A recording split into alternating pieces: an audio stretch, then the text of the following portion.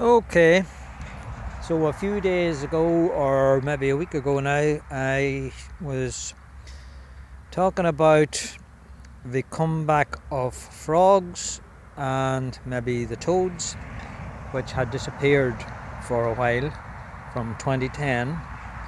And as I said in my video clip, if you have seen it on YouTube, Twitter, or Facebook, that I was hoping that the frogs would be making a comeback in 2016. At the time I made the video and put it up on Facebook, Twitter and YouTube, I had only come across less than maybe 6 frogs, and I had a wee clip up and in a pond of what I thought was frogs, but I think they were toads. Anyway, here I am standing here in marshy ground, and normally you would see lots and lots of frogs and things like that, but just to give you a wee look round, it is marshy ground. Okay, over there's a wee bit of a planting and so forth, and basically I was down here about a couple of nights ago, and this here part was fairly wee bit of water in it, but it's starting to get away now, the water. So to cut a long story short, I was down here and I heard the frogs croaking and examined the situation. I could see no frog spawn, but just I've come back down here right now to this marshy ground, and this is officially the first frog spawned. See that bluish patch there? I'm going to go closer, that I really can say I have seen. Now there's a fair amount of it here. See that there blue patch? It might be showing up different in the video, but it's blue from where I'm looking at, and I'm going to get down closer. Now there's a fair amount of frog spawn. Now hopefully these guys will hatch, and as I said, from 2015 to now 2016, this is the first frog spawn that I have actually seen in any quantity. So I'm hoping that you are out looking and seeing if there's frog spawn about your wetlands and things like that. And although this might not feel like much to people, or people might think very little of it, but when frogs and animals start disappearing, it's time we were looking out. And as I said, I've noticed in cutbacks that's in the comedy situation at the moment, and begin to wonder, is there any thought going into the wildlife at all? Now I also had clips up about a fish hatchery, a certain fish hatchery being closed, and that day has got closer and closer. And to my disappointment, this very day, I'll put I we because there's myself and another fella works there, and between the two of us and one other person who I know has tried, like ourselves, to bring the hatchery and the fish and the most important end of that to people's attention, but it's been gone unnoticed to date. So anyway, as I said, people don't think, now there's these frogs, hopefully they'll make a comeback, as I said, and we're in a situation now where government departments and agencies are not putting thought into our wildlife situation, i.e.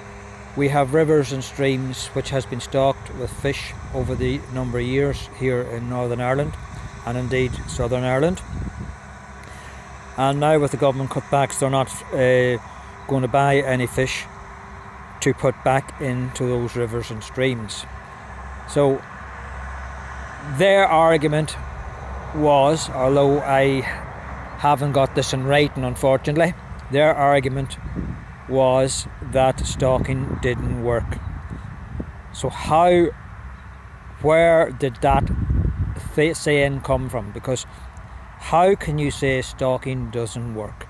That's like saying when a farmer goes out to his flocks of sheep or herds of cattle or ducks or chickens, if you don't feed them and they're not going to survive. Well, that's obviously the question. And if he doesn't, or the farmer, let it be a man or a woman, and if they don't make it their business to reproduce and look after their animals and have more animals coming on for the next year, well, how are they going to survive? So the point I'm trying to make is here, if you don't put in, how can you take out? So frogs plays a part in life to the environment as well, the same as crayfish, or white claw crayfish. There was a lot of talk about it there like a month ago with the Environment Agency, and I see now by the way they've allocated their money in their funding this time around, I see none of that coming into the fish hatchery. And you might ask, well, what has that got to do with crayfish? Well, crayfish and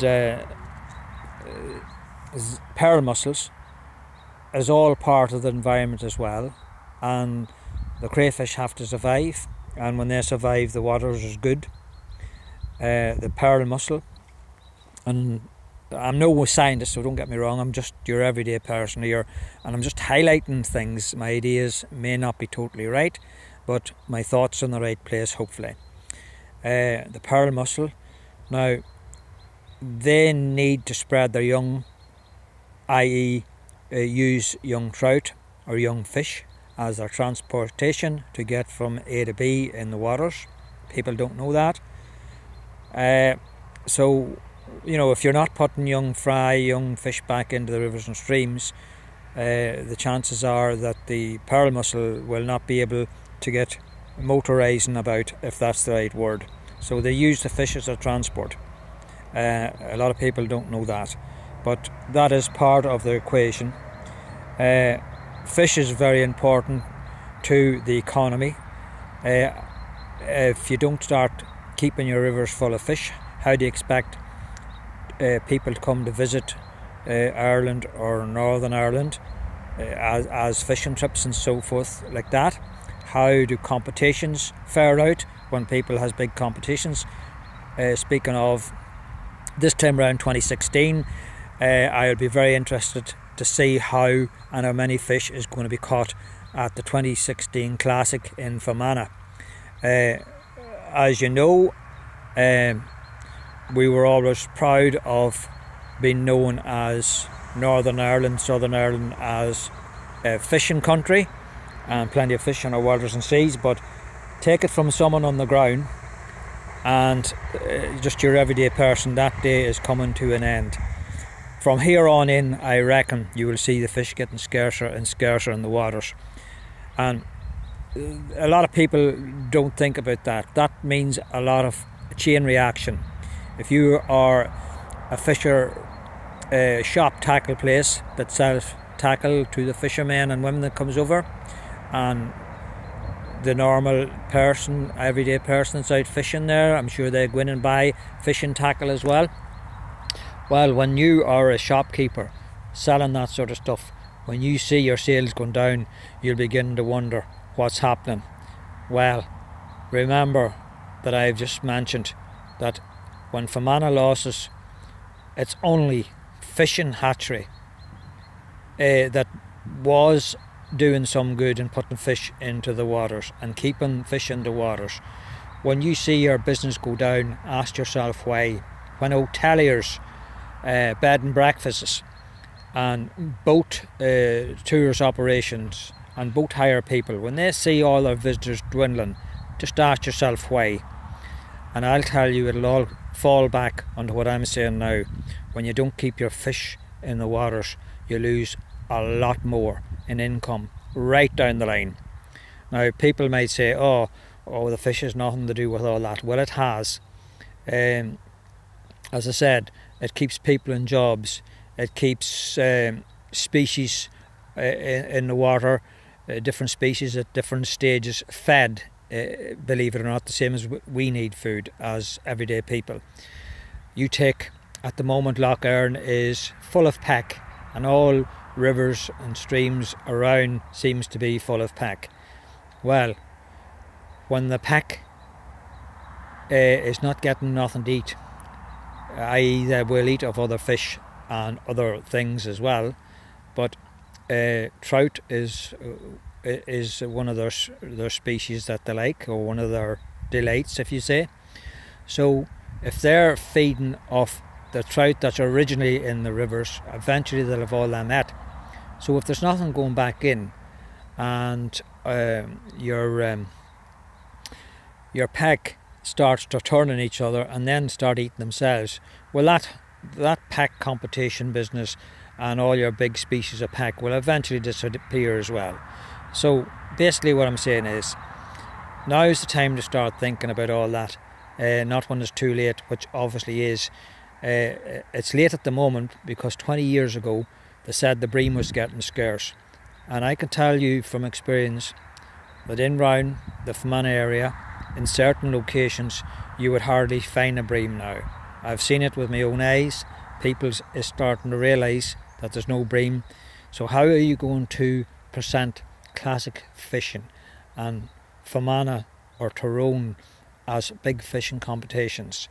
Well, I'll tell you one thing, the Fermanagh and Tyrone district councils would want to take a good long look at themselves and be ashamed of themselves for not putting stuff back in where it should be put in, i.e. putting some money back and funds into keeping your fish in the rivers and streams.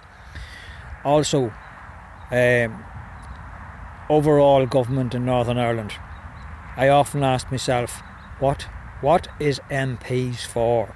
What is councillors for? What is MLAs for? Do you know, I'm beginning to ask myself, why are we wanting those people? Because it doesn't seem as if they're fighting enough to put enough back in to our own system and our own country. That's my opinion, my own opinion. I think it's time those people start to look at themselves. And quite honestly, I would think between our local government and our local councillors, they should be all ashamed of themselves, and councils overall should be ashamed of themselves by not looking after our fish in our rivers and streams. It'll be like these here.